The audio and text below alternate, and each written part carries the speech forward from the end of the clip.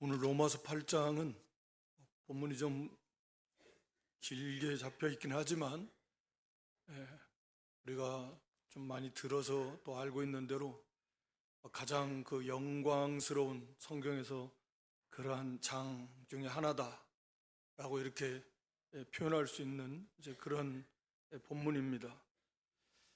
여기 구원받은 성도의 모습 8장은 참으로 구원받은 성도 어떻게 살아야 되는가, 그 구원받은 성도의 특징이고 또 그들은 어떻게 또 살아야 될 것이고 또 그들에 대한 그 구원의 그 영광, 영원, 완전, 안전, 측량할 수 없는 하나님의 사랑으로 이 구원이 영원하고 완전하고 안전하다 라고 하는 송영으로 8장이 이렇게 끝마치고 있죠. 8장 1절에 그리스도 예수 안에 있는 자에게는 결코 정죄함이 없다 말씀하고 있고, 마지막 절에 가서는 그 어떤 것도 우리 주 그리스도 예수 안에 있는 하나님의 사랑에서 우리를 끊을 수 있는 것은 없다 이렇게 말씀함으로써 그리스도 안에 있는 구원받은 성도의 구원은 영원하고 완전하고 안전하다, 그리고 그 영광이 얼마나 충만한 영광인가 하는 것을 이제 말씀하고 있습니다. 그래서 그러므로 1절에 그러므로라고 하는 말씀은 앞에 있는 내용을 다 받는 거잖아요. 어떤 걸 받을까? 사실은 다 받는다고 해도 다 맞는 말이고 내용이 다 연결되니까 말씀드린 대로 많은 경우에 이제 6장, 7장을 우리가 괄호장으로 인식하는 합니다. 그러니까 1장의 복음을 소개합니다. 우리 인생이 왜 복음이 필요하냐? 그 이유를 말씀하죠. 1장에서는 하나님의 진노 아래 놓여 있다. 의인이 하나도 없는 이 죄악된 인생들, 하나님을 거부하고 또 반역하고 싫어하고, 그래서 결국 하나님의 진노의 심판을 받을 수밖에 없는 인생이, 그렇기 때문에 하나님의 이 복음, 하나님 사랑하셔서 그 진노로부터 건진받을 수 있는 복음이 필요한 것이고, 그 복음은 바로 우리가 아는 대로 예수 그리스도시다. 그러면서 3장 20절까지는 인간이 행함으로 구원받을 수 없는 모든 인생은 유대인이건 헬라인이건 다 죄인이다 라고 하는 것을 다 증명합니다. 성경을 들어서도 그렇고. 그래서 결국 그런 뭐냐? 오직 믿음으로만 구원받는 것이다. 그래서 4장에서 아브라함의 예를 들어서 믿음의 조상이라고 하는 아브라함도 결국 믿음으로 구원받았다. 그래서 이제 5장에 와서 그래서 오직 우리가 구원받는 것은, 의롭게 되는 것은 믿음으로만 되는 것이다. 그래서 아담과 예수님을 비교해서 우리가 받은 이 구원, 그 얼마나 강력하고 완전한가 하는 것을 설명했습니다. 그래서 5장 마지막에 가면서 그래서 하나님의 은혜가 우리에게 왕노릇한다. 죄가 사망 안에서 왕노릇해서 모든 인생이 그렇게 죽음을 벗어날 수 없었던 것처럼 그것보다 훨씬 무한히 강력하게 은혜는 우리에게 왕노릇해서 우리가 그 하나님의 은혜, 그리스도의 은혜를 벗어날 수 없고 그 은혜가 우리를 주장하고 다스리고 그래서 영원한 영광에 이르도록 우리를 인도해 간다. 영생에 이르게 한다. 실패하지 않고. 그래서 이 구원의 영광, 구원의 은혜의 그 무한한 영광과 능력에 대해서 말씀했습니다. 그러면서 이제 거기에서 발생할 수 있는 그런 그 의문들, 또 그런 반론들에 대해서 이렇게 설명해 줍니다. 그게 이제 6장의 내용이고 7장의 내용이다. 그런 다음에 이제 8장에 그러므로 이제 그리스도 예수 안에 있는 자에게는 결코 정죄함이 없다. 이미 그리스도께서 우리의 죄의 문제를 완전히 다 해결했고 우리가 하나님과 화목한 자가 되었고 하나님과 화평을 누리고 더 나아가서 우리가 하나님으로 즐거워하게 되고 그 은혜가 영원토록 우리가 왕노릇하고 영생에 이르도록 우리를 인도해 간다. 7장 25절 마지막 절도 마찬가지예요. 우리를 건져내시는, 승리케 하시는, 궁극적으로 최후 승리케 하시는 분은 우리 하나님, 우리 주 예수 그리스도로 말미암아 우리에게 이김을 주시는 하나님, 우리 주님께 감사한다. 그래서 그리스도 예수 안에 있는 자, 즉 예수님을 진실하게 믿는 성도, 구원받은 성도, 중생한 사람, 다 같은 표현이겠지만 결코 정죄가 없다, 불가능하다, 그런 의미입니다. 정죄라고 하는 것은 그냥 너는 죄인이다 라고 이게 심판정에서, 그러니까 재판관이 땅땅땅 선고를 내리는 거예요. 그래서 당연히 그 정죄받은 사람은 거기에 따른 심판이, 그러니까 형벌이 오게 되는 것입니다. 우리가 잠깐 뭐 죄의식을 갖는 거, 그런 것이 정죄가 아닙니다.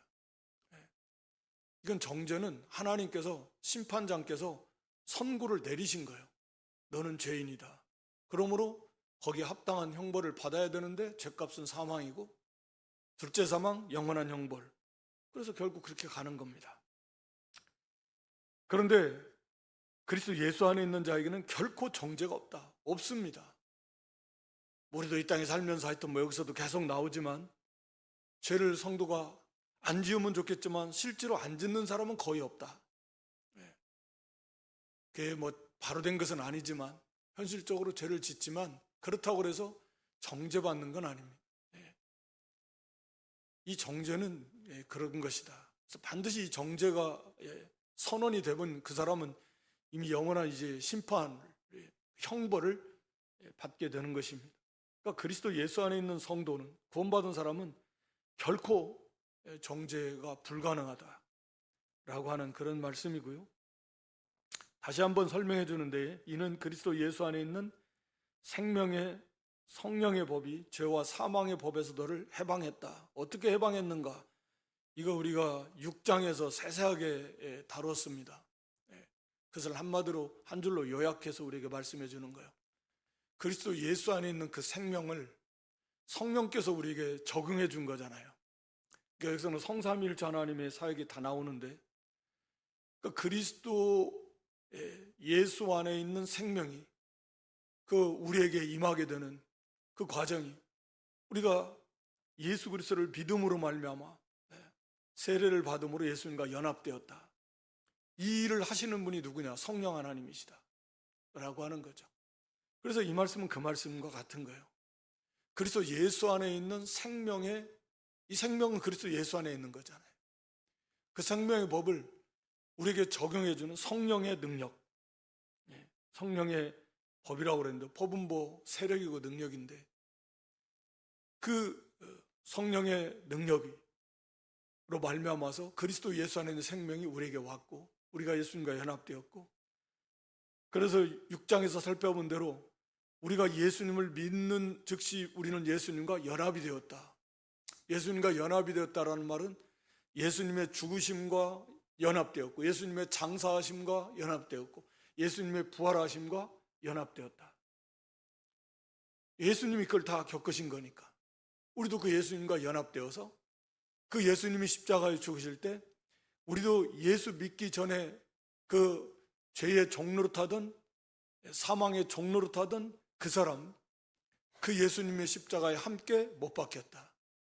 갈라디아에서도 사도 바울이 그렇게 동일한 표현을 반복해서 하는 겁니다. 그리고 예수님과 함께 우리 옛사람도 같이 장사되었다. 장사되었다라는 건 완전히 죽었다 그 말이에요. 다시 깨어날 가능성이 없는 거죠.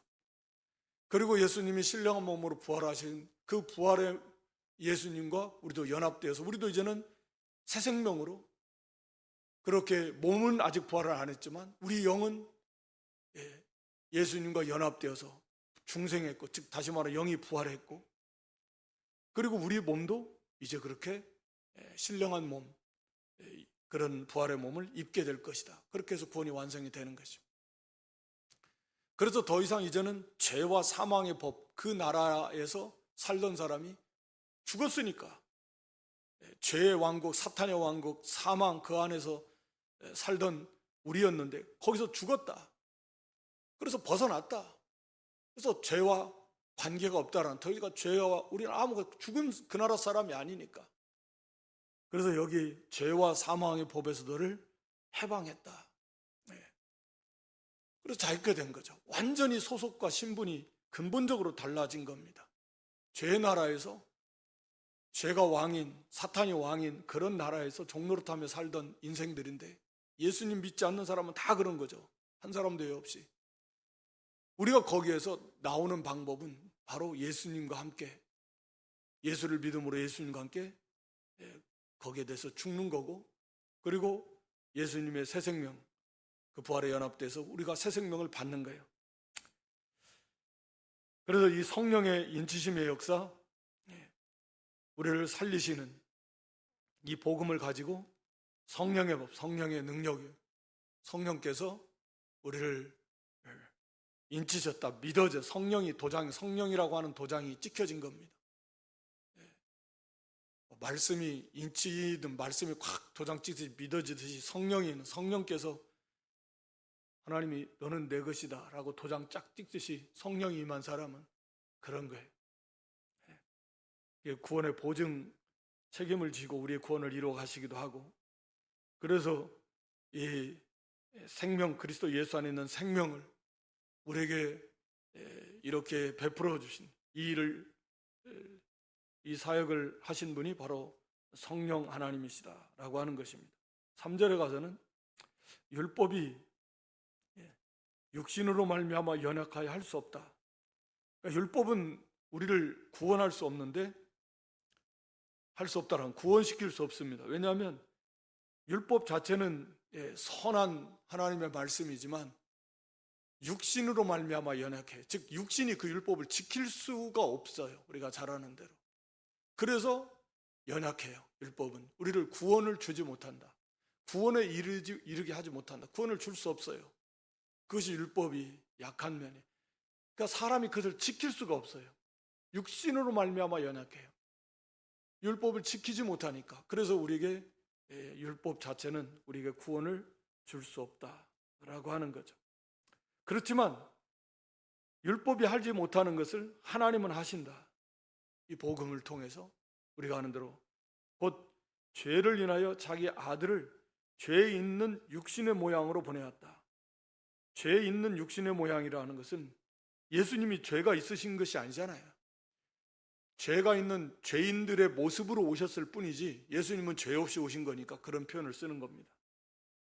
참 사람이 되셨지만 죄 없이 오셨기 때문에 죄 있는 육신의 모양, 사람의 모양으로 오셨다, 이렇게 표현을 하는 거고, 그 예수님에게 죄를 정하셔서 우리의 죄를 예수님에게 다 떠넘기셔가지고, 그리고 그 예수님께서 대속 우리의 죄값으로 죽으셨다. 그 내용입니다. 여기 8장 3절은. 이건 이제 육신의 죄를 정하사로 끝냈는데, 바른 성경 같은 거는 좀 더 풀어서 이해하기 쉽게 이렇게 번역을 해놨고, 그래서 율법은 할 수 없지만 인간이 연약해서 지킬 수 있는 인생이 하나도 없어서, 그래서 우리 하나님께서는 독생자를 이 땅에 보내셔서 우리의 죄를 그 예수님께 다 전가시켜서 우리에게 쏟아야 될 그 죄에 대한 진노의 심판을 십자가에 달리신 예수 그리스도께 쏟아 부으셨다. 그렇게 해서 우리가 죄의 문제가 다 해결받았고, 또 의의 문제도 예수님께서 죽기까지 복종하심으로 의를 다, 율법을 완성했습니다. 하나님의 뜻을 다 이루어드렸다. 그래서 의가 완성이 됐고, 그래서 그 의를 받아가지는 거고, 우리의 모든 죄는 그리스도께서 대속하셨고, 그래서 우리에게 구원이 온 거예요. 이걸 간략간략하게 요약해서 말씀하고 있는. 그래서 그 목적 중에 하나가 4절에 이렇게 우리를 구원하신 목적 중에 하나가 뭐냐 이게요. 육신을 쫓지 않고 그 영을 쫓아 행하는 우리에게 율법의 요구를 이루어지게 하려 하심이니라. 이렇게 표현하고 있잖아요. 그러니까 우리를 구원하신 그 목적, 이제는 육신을 쫓지 않고 성도는 그래야 된다라는 거죠. 밑에서도 지금 계속 5절 이하에서도 계속 반복해서 말씀하고 있는데, 이제는 육신을 쫓는 게 아니다. 육신을 쫓는다라는 건 육체 정욕, 그러니까 육체의 그 죄악된 본성, 흔히 말하는 우리가 옛사람의 그 죄악된 습성들, 그런 죄악의 욕구를 따라서 이제는 사는 게 아니다. 우리가 에베소 2장에서 보면 구원받기 전의 모습이 뭐라고 그랬죠? 우리가 다 전에는 자기 육체의 정욕을 따라서 사람으로 본질상 하나님의 심판을 받을 수밖에 없는 진노의 자식들이었다. 그러니까 구원받기 전에 모든 인생은 다 자기 육체의 정욕을 따라 살아요. 거기서 예외인 사람은 한 사람도 없습니다. 다 그 육체의 정욕을 따라서 살아가요. 우리도 다 그랬고. 그런데 우리가 이제 새 생명 받았습니다. 7장에서 우리가 살펴본 대로 여전히 우리 이 육신은 이 죽을 몸, 이 죄의 몸, 이 썩을 몸 입고 사는 동안에는 이게 죄에 대한 그 습관, 죄를 짓고자 하는 그 욕구, 이런 부패한 성향이 남아 있어요. 어쩔 수가 없어요, 그것은. 그래 무슨 팔을 하나 끊는다고 그런다고 육신이 없어지는 것도 아니고, 이 죄의 몸을 벗어야 돼요. 그리고 신령한 몸을 입어야 돼요. 그러면 그때는 정말 이제 구원이 완성된 영화로운 존재가 돼서 죄를 지을 가능성이 없는 그런 영화롭게 되는 구원의 완성에 이르게 되는 것이죠. 그러나 이 땅에 사는 동안에는 이 싸움이 치열하게 이루어진다 그랬습니다. 7장에서 본 대로 우리의 구원받은 새 생명, 중생한 영, 이 본능은 말씀대로 살고 싶어하고 하나님을 사랑하고 거룩하고 의롭고 하여튼 그 진실하고 예수님을 닮아가고 싶어하고 그 말씀에 반응하고 그 하나님께 영광을 돌리고 싶어하는 그런 게 이게 사실 본능입니다. 그런데 이 육체의 이 본능은 안 그렇다. 정반대다. 이게 부딪히잖아요. 그래서 이 탄식하는 거예요.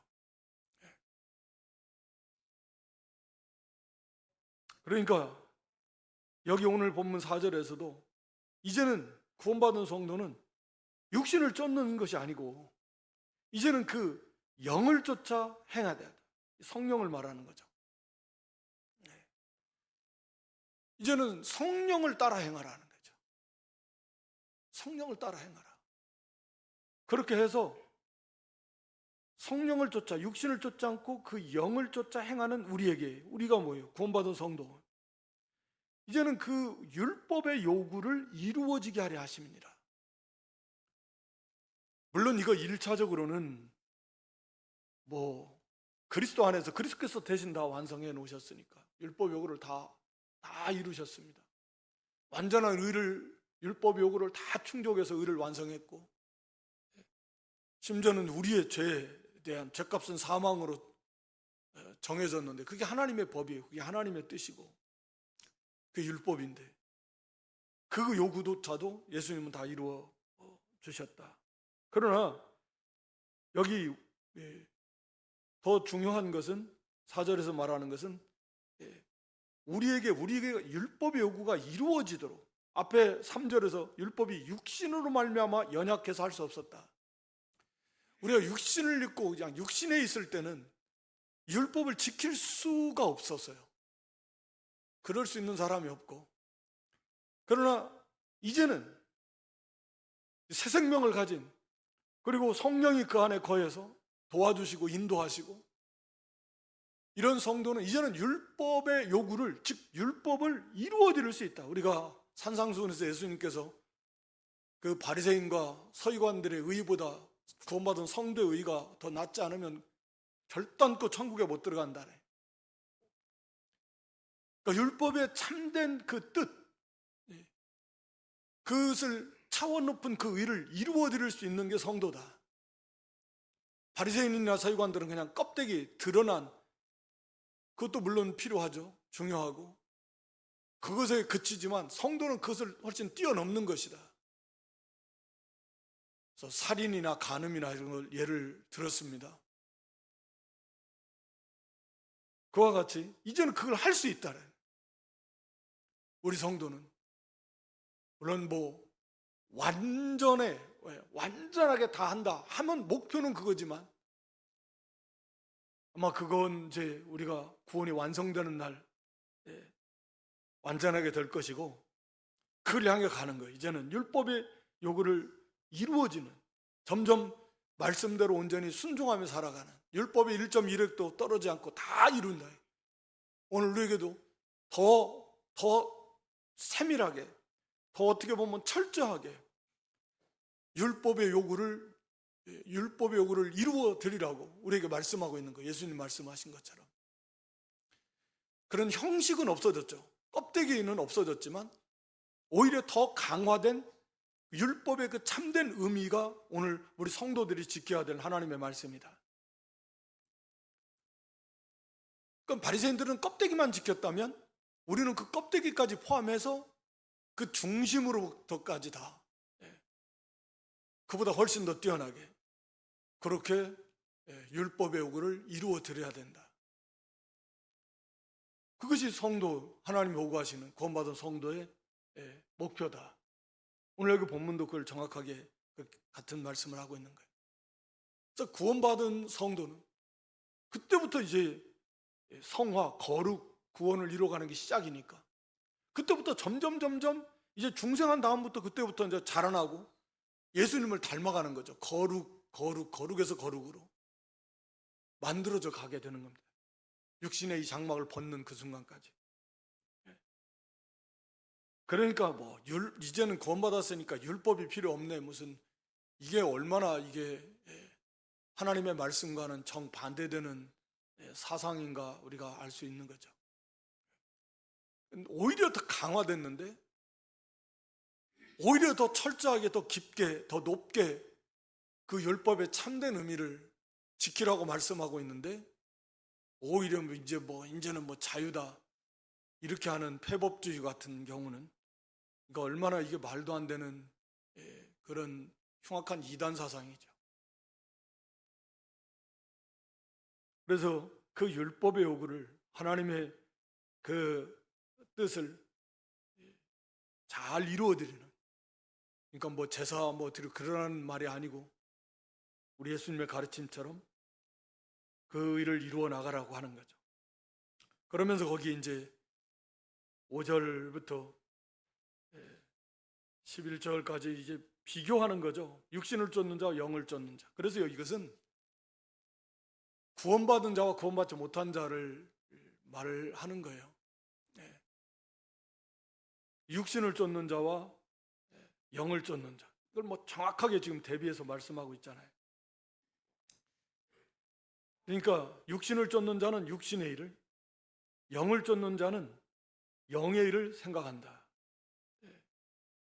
그러니까 근본적으로 이 구원받은 성도와 구원받지 못한 사람은 육신을 쫓는 자들인데, 그러니까 육체의 모든 욕구대로 사는 사람, 자기 욕심대로,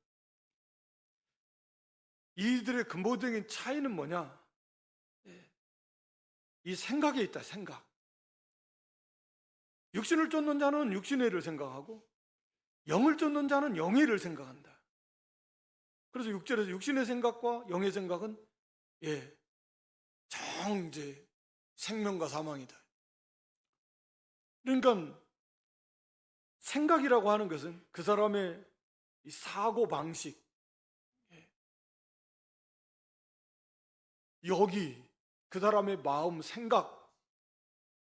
생각에서부터 근본적으로 차이가 있다.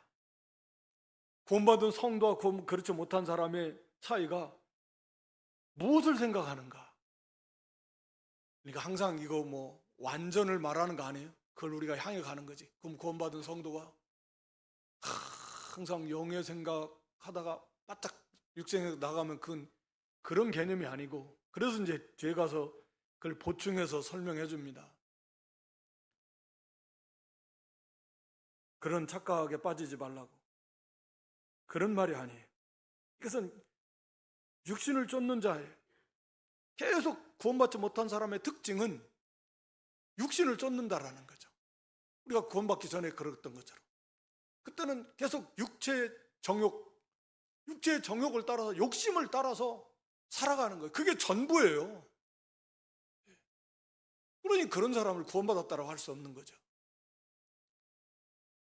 우리 성도는 왔다 갔다 하지만 그게 전부일 수는 없죠.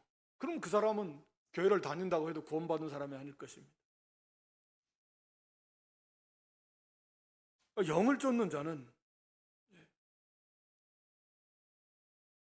그 영의 일을 생각한다.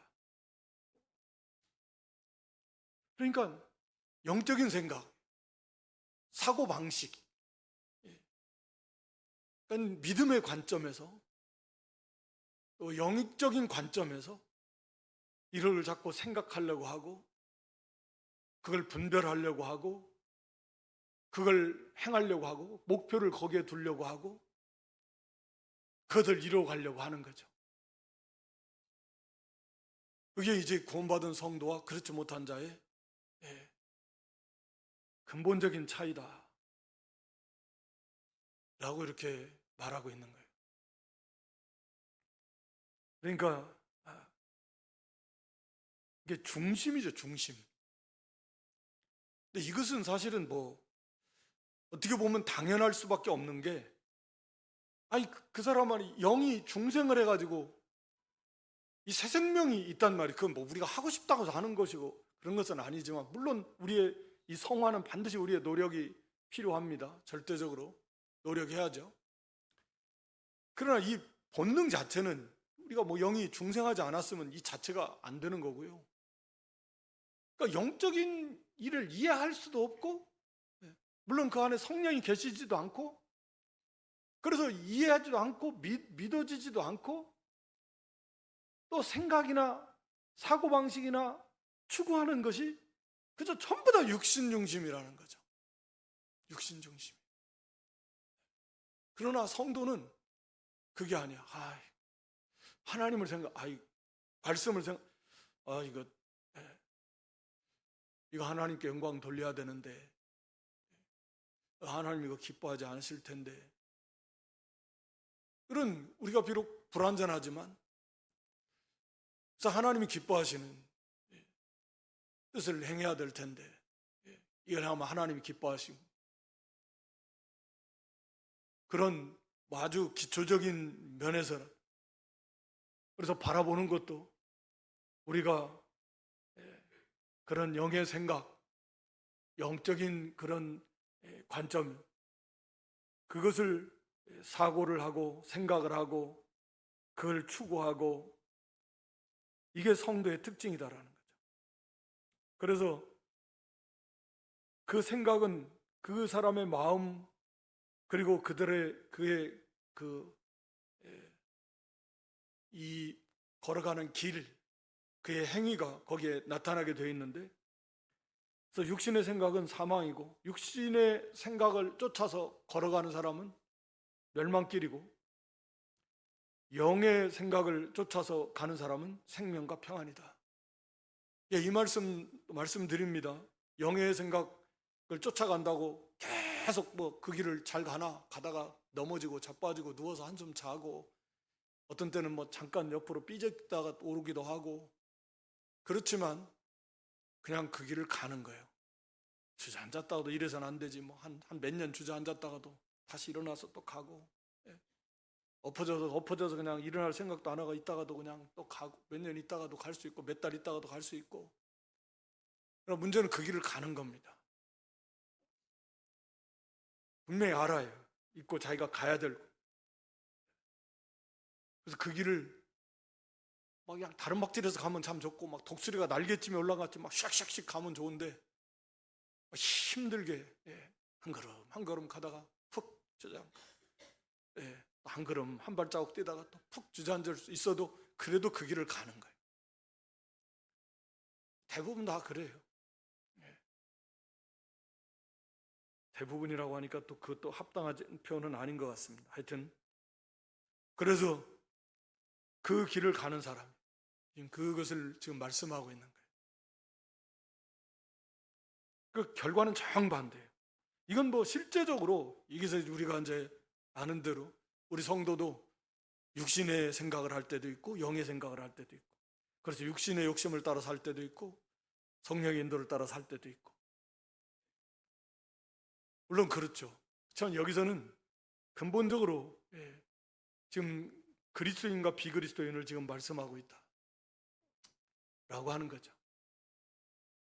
성도 개인적으로도 당연히 뭐 성령의 인도를 따라서 말씀을 따라 살면 그 마음에 평안이 오고 기쁨이 오고, 죄를 회개해도 마음이 무거운 짐이 이 다윗의 고백처럼 막 짐 누르지만 그것이 이제 자유함을 얻고 됐다 하나님 용서해 주시면 마음이 이렇게 평화가 오는 거예요. 그건 실제로 하나님이 주시는 거고, 또 말씀을 순종할 때 맛보는 기쁨이 있어요. 기쁨.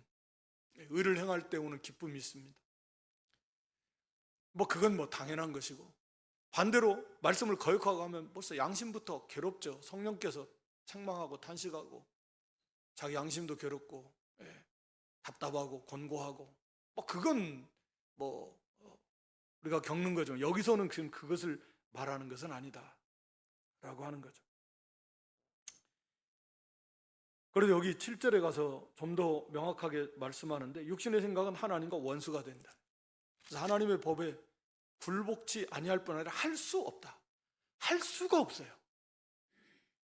그러니까 육신의 생각을 쫓는 자들, 다시 말하면 구원받지 못한 중생하지 못한 사람은 하나님의 법을 굴복하지 않을 뿐만 아니라 할 수가 없다. 할 수가 없어요. 불가능하다라는 거죠. 그럴 수밖에 없잖아요. 영이 죽어 있는데 안 되는 거죠. 믿어지지도 않고 뭐 지식은 알 수 있어요. 지식은 뭐 연구해가지고 뭐 이렇다더라 저렇다더라 지식은 갖출 수 있지만, 그러나 그 마음에 하나님을 사랑하는 게 있는가? 있겠어요? 예수님을 정말 사랑하고 그 은혜에 막 감사하고 그게 있겠습니까? 그래서 하나님을 기쁘시게 하겠다는 그런 마음이 있겠습니까? 그런 거 없이 그냥 껍데기로, 예를 들어서 뭐 도덕적으로 도와줄 수 있죠. 선행을 해갈 수 있습니다. 그러다 그게 하나님을 기쁘시게 할 수 있는가? 하나님과 원수된 상태에서 자기 만족을 위해서 사람들의 시선을 의식하고 평가를 의식하고 어떤 다른 이유와 동기로 인해서 어떤 도덕적 선을 행했다. 그래서 자기 마음 편하자고 할 수도 있고, 그게 무슨 근본적으로 하나님을 믿지 않고 아니 하나님을 대적하는 그런 원수된 입장이었는데 하나님이 기뻐하시겠는가? 그러니까 그래서 이것은 근본적인 문제를 말씀하고 있는 거예요. 그래서 이들은 하나님과 원수가 되고 하나님의 법을 순종할 수 없고, 그러니까 껍데기, 바리새인들도 껍데기잖아요. 그들이 진정으로 중생한 사람들이 아닌데 그들도 얼마나 껍데기로는 얼마든지 하나님 말씀을 지켰습니다. 그러니까 오늘날에도 사실은 그런 바리새인이나 서기관 같은 그런 형식적 크리스찬들이 교회 안에 있다라고 하는 게 사실 두려운 문제인 거죠, 사실은. 그래서 하나님의 법에 굴복하지 않을 뿐 아니라 할 수도 없다. 그 중심으로부터, 그 마음으로부터 그렇게 하나님을 사랑하고 그 하나님의 사랑으로 형제를 사랑하는, 하나님을 기쁘시게 하고 하나님께 영광 돌리기 위해서 그런 그 성령의 인도를 따라갈 수 있는가? 성령이 없는데 그게 가능하겠냐고. 그래서 육신 있는 자들은 하나님을 기쁘시게 할 수 없습니다. 안 돼요. 우리 성도는 육신에 치우쳐도 하나님과 원수될 수 없어요. 하나님의 자녀예요. 피로 값주고 사신, 심지어는 하나님 우리를 선택하시고 아직 죄인이었을 때도 하나님 우리를 사랑하신, 그러셨잖아요. 아직 원수되었을 때 독생자를 내어주신, 그런데 우리가 이 범죄하고 실족했다고 뭐 하나님이 우리를 원수처럼 절대로 그렇게 하실 수가 없는 거죠. 하나님의 사랑의 자녀입니다. 그래서 여기 9절에 여기 이제 그러면 우리가 다 불완전하고 정도에 따라서는 지금 그러면 내가 나 구원받지 못한 건가?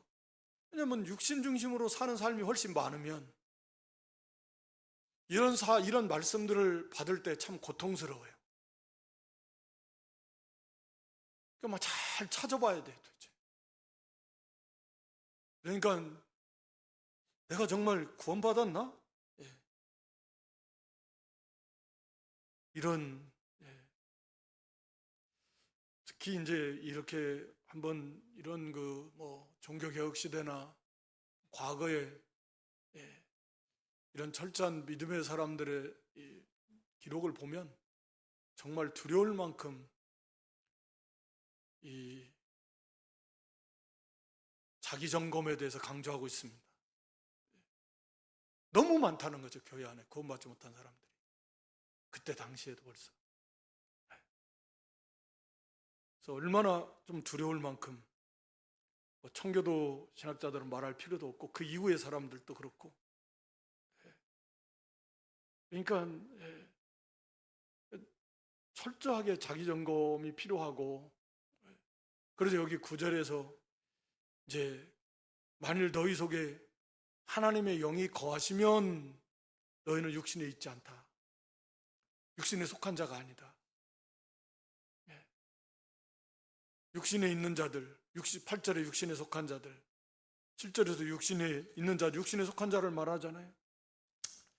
그런데 그러면 나도 그런가? 라고 이렇게 막 할 수 있어요. 그래서 사도는 좀 더 그것을 분명하게 어떻게 보면 위로하기도 하고 말씀이기도 한데, 성령께서 만일 너희 속에 하나님의 영이 거하시면 비록 많이 육신 중심으로 막 치우치기도 해도 그래도 너는 육신에 있는 게 아니고 영에 있는 사람이다 라고 이렇게 말씀해 줍니다. 그래서 이게 성령이 자기 안에 계신가 안 계신가를 이게 점검하는 것, 그래서 정말 중요한 거잖아요. 여기 그리스도의 영, 성령, 하나님의 영 다 같은 표현입니다. 그래서 삼위일체의 신비가 거기에 있는데, 그러니까 그리스도의 영은 성령을 가리키시는데 하나님의 영도 성령이시고 성령도 성령이시고, 그래서 이 그리스도의 영이 그 사람 안에 없다면 그건 구원받은 사람이 아닐 것이고, 그리스도 영이 그 사람 안에 있다면 그 사람은 구원받은 사람일 것이다. 그래서 이제 성령 안에서 쭉 행하는 내용이 거기 쭉 나옵니다. 이어서. 그러니까 성령께서 우리가 예수를 주라 시인하는, 진실로 예수님을 주님으로 고백한다. 그러니까 주라 시인한다라는 것은, 예수님은 주여 주여 하는 자마다 또 다 천국 들어가는 게 아니라 그랬는데, 그러니까 주님이라고, 주님, 예수님이 나의 주님이십니다. 나의 주인이십니다. 이렇게 초대교회 때는 공개적으로 그 핍박이 심한 시대에 예수를 믿는다고 하면 옥에 가두고 재산 빼앗기고 쫓겨나고 심지어는 죽임당하는 그런 시대 속에서 예수님이 나의 주님이십니다. 예수님이 나의 주이십니다. 나는 주님을 믿습니다. 라는 신앙의 고백은 그냥 목숨을 내걸고 하는 고백이에요. 그러니까 이런 로마서나 다른 서신서들도 이런 이제 그런 배경 속에서 이제 기록이 된 거죠, 1차적으로. 그러니까 그 시대에 예수님을 주라, 시인한다라는 것은 그냥 오늘날 우리가 그냥 흔하게 편하게 생각하는 것처럼 이렇게 하는 것하고는 차원이 많이 다르다라고 하는 거죠. 그러니까 정말 예수님을 주님이라고 시인한 그런 핍박, 그런 환경 속에서 정말 예수님을 주님이라고 시인하면 완전히 그건 엄청난 핍박이 오는데 그렇게 고백할 수 있다. 그리고 우리가 고린도전 12장에서 그렇게 정말 믿어지게 깨달아지게 하는 역사는 성령께서 하신다 그 말씀이잖아요. 그냥 무조건 입술로 주님 한다고 그게 성령의 역사가 아니고 정말 예수님이 진실로 나의 주님으로 믿어지고 그래서 그런 환경 속에서 정말로 예수님을 나의 주님으로 고백하게 된다라고 하는 것은 성령의 사역이라는 거죠. 성령의 사역이기 때문에 그게 가능하다라는 거죠. 그래서 하여튼 예수님이 그리스도로 진실하게 믿어져야 돼요. 그리고 그래서 그 믿음이 진짜인 것이 열매로서 나타나야 되는 것이고 자연스럽게 이게 뗄 수 없는 관계인 거죠. 그러니까 스스로 자기도 속을 수가 있어요.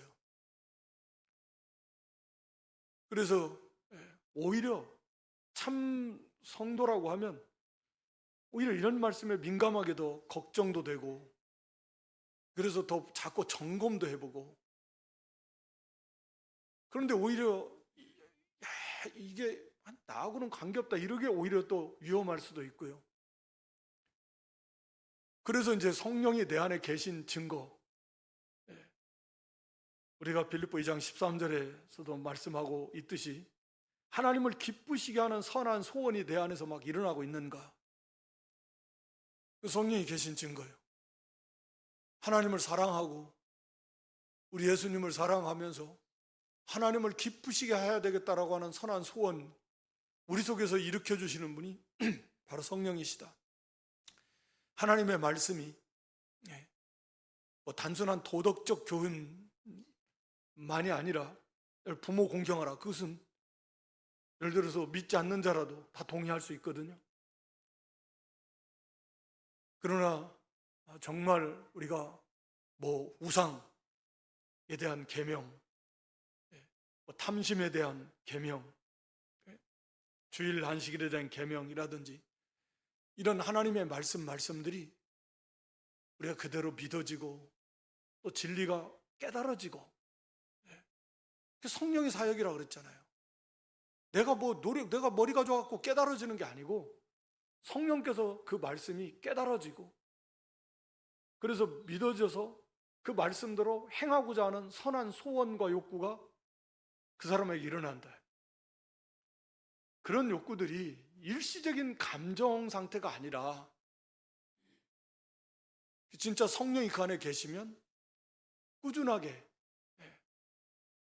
뭐 떠나시지 않으니까 성령께서 떠나시지 않잖아요. 그 사람 안에 계속 계시니까 그 일을 계속 하시는 거예요. 우리가 그 성령의 사역을 소멸하니까 문제지만 그래도 성령께서는 떠나시지 않고 계속해서 우리 안에서 그 일을 하신다. 뭐 죄에 대하여 심판에 대해서 뭐 의에 대해서 책망하시기도 하시고 그러니까 성령께서 우리에게 주시는 진리 가운데 인도하셔서 하여튼 말씀대로 행하고 싶어하는 선한 소원 말씀에 믿어지고 깨달아지고 그 말씀대로 막 해야 되겠다라는 그런 뜨거운 마음 이게 다 성령이 하시는 일입니다. 그럼 성령이 계신 거예요. 그 사람 안에. 그럼 구원받은 거예요. 내가 비록 너무 육신 중심으로 너무 자주 치우친다. 그렇지만 이 말씀을 통해서 성령이 내 안에 계신 증거들을 잘 점검하셔서 그래서 성령이 내 안에 계심. 그렇구나. 그걸 통해서도 내가 하나님의 자녀라고 하는 말씀에 입각한 확신을 가질 수 있다. 물론 밑에 가서 이제 뭐 또 성령의 그 내증도 말씀하고 있지만 그런 것입니다. 그래서 이제는 성령이 임한 사람은 그 성령의 인도를 따라서 우리가 살아라. 육체의 정욕을 따라 살지 말고 우리가 영으로서 13절에도 성령을 힘입어서 몸의 행실을 죽이는 삶을 살아라. 앞에서 지금 계속 말한 거예요. 싸우는 거예요. 싸우는 거. 성령을 힘입어서 영으로라는 건 성령을 힘입어서 그래서 몸의 행실, 몸의 죄악의 욕구를 죽이라는 거예요. 이 싸움이에요. 그건 뭐 6장에서 계속 말한 거고 7장 후반부에서도 지금 계속 다뤄온 문제입니다. 이 싸움이에요. 이 싸움. 성령을 힘입어서 하는 거예요. 그래서 이 싸움을 싸워서 이겨나가는, 하여튼 한 번 지면 또 한 번 이기고, 엎치락 뒤치락 해도 이겨나가는. 그리고 고난이 온다, 하나님의 자녀. 믿음의 길을 걸어갈 때 고난이 오면 오히려 하나님의 자녀니까 그리스도와 함께한 후사로서 영광에 이르게 되니까 오히려 감사하고 기뻐하고, 오히려 이 길을 걸어가라. 그런 말씀의 내용들입니다. 일단 이 저녁에는 우리가 구원받은 참 성도로서 가장 근본적인 차이가 육신의 생각이냐 영의 생각이냐. 새 생명 있는 구원받은 중생한 영이 있는 성도는, 또 성령이 그 안에 계신 이 성도인데, 우리가 영적 사고방식과 영적인 일로, 영적인 그런 관점에서 생각하고 또 분별하고 또 그것을 추구하고 그걸 향해 가는 그런 모습이 우리에게 더 풍성히 온전히 있어야 되고, 우리 안에 계신 성령의 그런 역사를 점검하면서 늘 성령의 인도를 따라서 몸의 육체의 욕구를 이기고 죄악의 이 옛사람의 습성을 죽이면서 날마다 새 생명, 새 사람 만들어져가는 그런 저와 여러분 될 수 있기를 주님의 이름으로 축원합니다.